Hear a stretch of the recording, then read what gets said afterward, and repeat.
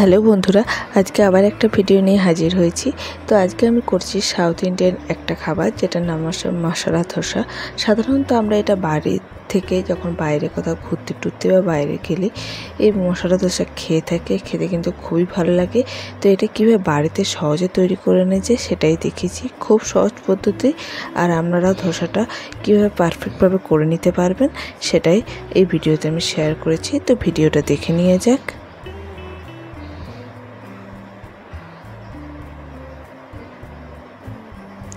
তো আমি একটা প্রথমে বড় পাত্র নিয়ে নিয়েছি। তো তাতে আমি নেব 1 কাপ চাল। এই কাপ মেপে সমস্ত কিছু নেব। তো চালটা আমি কোনো ইডলি রাইস নিইনি, নর্মাল যে আমরা ভাত করি সেই ভাতের চাল, মানে বয়েলড রাইস। আর ওই কাপেরই হাফ কাপ দিয়েছি বিউলির ডাল, সাদা বিউলির ডাল, মানে ছাল ছাড়ানো যে বিউলির ডালটা, সেটা হাফ কাপ।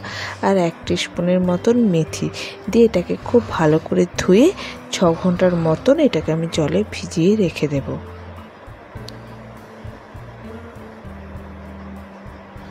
তো 6 ঘন্টার পর দেখুন চাল, ডাল, মেথি এগুলো খুব ভালো মতন ভিজে গেছে। এরপর জলটাকে ঝরিয়ে আমি এটা একটা মিক্সিং ব্লেন্ডারের মধ্যে দিয়ে তার মধ্যে কিছুটা জল দেবো, মানে হাফ কাপের মতো জল দিয়ে এটা একটা ফাইন পেস্ট তৈরি করব। তো পেস্টটা তৈরি হয়ে গেছে। এরপর এটা একটা বড় বাটির মধ্যে ঢেলে দিয়ে আমি এটাকে 8 ঘন্টা, মানে আমি রাত্রেবেলায় পেস্টটা করেছি, সকালে আমি ধোসাটা করেছি, তো 8 ঘন্টা রেস্ট করতে দিচ্ছি, তবে ফার্মেন্ট হয়ে যাবে। তো এরপর আমি এটার ধোসার যে ভিতরে মশলাটা সেটা করে নেব। তো তার জন্য আমি ফ্রাই প্যানে দিয়েছি 2 চামচ সাদা তেল, মানে সানফ্লাওয়ার তেল দিয়েছি।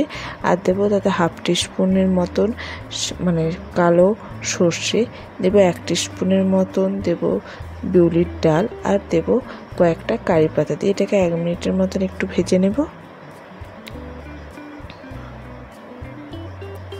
ভাজা হয়ে গেছে। এরপর এতে আমি দেব একটা কাঁচা লঙ্কা, যেগুলো ছোটো ছোটো করে কেটে নিয়েছি, একটা মিডিয়াম সাইজ পেঁয়াজ সেটাকেও কেটে নিয়েছি, টমেটো সেটা ছোটো ছোটো করে কেটে নিয়েছি, আর দিয়েছি ছোটো 1 চামচের আদা বাটা।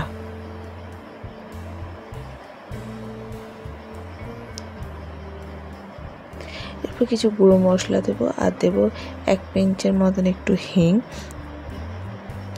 আর দেবো 1 টিস্পুন জিরে গুঁড়ো, 1 টিস্পুন ধনে গুঁড়ো, 1 টিস্পুন হলুদের গুঁড়ো দিয়ে এই সমস্ত কিছুকে 1 মিনিট মিডিয়াম টু লো ফ্লেমে ভালো করে ভেজে নেব।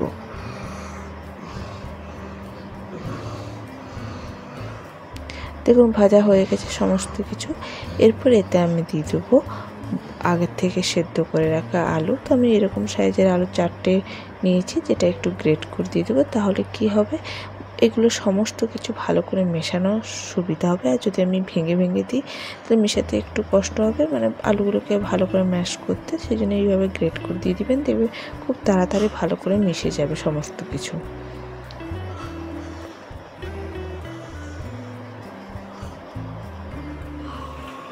এরপর এতে দেবো আমি স্বাদ মতো লবণ,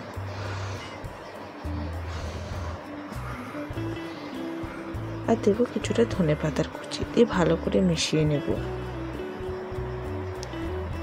আর পুরো মশলাটাকে একদম শুকনো শুকনো করে নিতে হবে।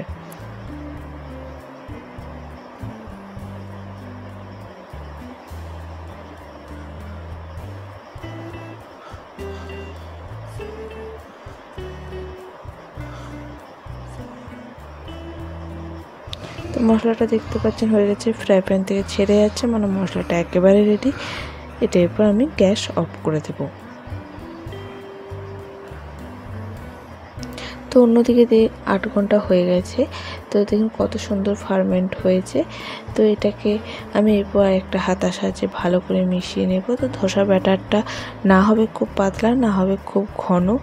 তো এরকম যে ব্যাটারটা হয়েছে সেইভাবে করে নিতে হবে।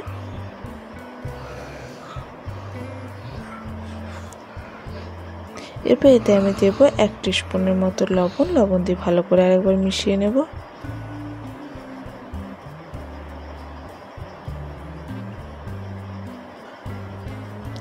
এবার গ্যাসের মধ্যে আমি একটা ধোসা করার তাওয়া দিয়ে দিয়েছি, এটা ফ্রাই প্যানের তাওয়া। মানে ননস্টিকের তাওয়া। আপনারা চাইলে ধসার যে আয়রন তাওয়া পারে সেটা ইউজ করতে পারেন, বা বাড়িতে যে রুটি তৈরি করেন সেই তাওয়া ইউজ করতে পারেন। তো প্রথমে হাই ফ্লেমে ধসার তাওয়াটাকে কিন্তু খুব ভালো করে গরম করতে হবে, তারপর লো ফ্লেম করে একটা ভেজানো কাপড় দিয়ে ভালো করে মুছে নিতে হবে। দিয়ে ব্যাটারটা দিয়ে গোল গোল গোল করে হাতার সাহায্যে ঘুরিয়ে নিতে হবে, তাহলেই পারফেক্ট ধোসাটা হবে। এই নিয়মটা না মানলে কিন্তু ধোসার তাওয়া থেকে উঠবে না, মানে লেগে যাবে। তো ধোসার তাওয়াটাকে খুব ভালো করে গরম করে তারপরে এইভাবে করতে হবে।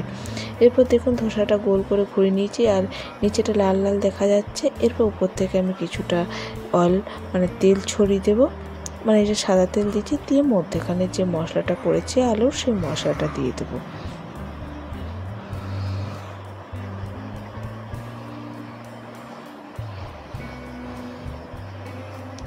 দিয়ে এইভাবে খুন্তির সাহায্যে ধারের দিকটা উঠালেই দেখতে পাচ্ছেন ধোসাটা কিন্তু কত সুন্দরভাবে উঠে আসছে। তো এইভাবে ধোসা করতে হবে, নাহলে অনেকের ক্ষেত্রে কী হয়, ধোসার ঠিক মতন ওঠে না, মানে তাওয়া হয়তো গরম হয় না ঠিক করে, যার জন্য ধোসাটা তাওয়াতে লেগে যায়। তো এইভাবে করে একবার দেখবেন খুব সুন্দরভাবে ধোসা হয়ে যাবে বাড়িতে, একদম যেরকম আমরা বাজারে খেয়ে থাকি। তো আমার যে ধোসাটা দেখতেই পাচ্ছেন কত সুন্দর। তো আমি আরেকটা করেও দেখাচ্ছি। তো প্রত্যেকবার একটা ধোসা করার পর তাওয়াটাকে কিন্তু ভিজে কাপড় দিয়ে মুছে দিতে হবে। তো আবার কিছুটা ব্যাটার দিয়ে এইভাবে গোল গোল করে ঘুরিয়ে নিতে হবে।